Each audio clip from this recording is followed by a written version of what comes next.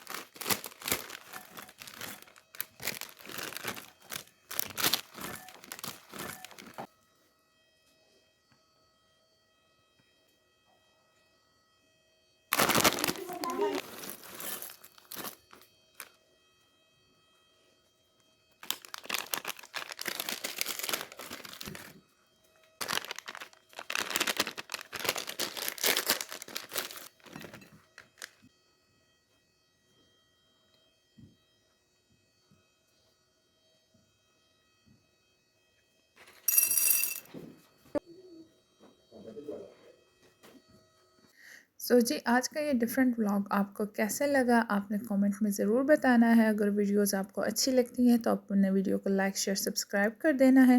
سو چلیے اسٹارٹ کرتے ہیں، آپ بھی ہمارے ساتھ مل کے آئیے اور کھاتے ہیں، دیکھتے ہیں ہم نے کیا کیا لیا ہے۔ سب سے پہلے ہم کنافہ چاکلیٹ کھا رہے تھے اور اس میں جو ہے 2 ایوریج تھیں اور 2 کا ٹیسٹ تھوڑا سا بہتر تھا۔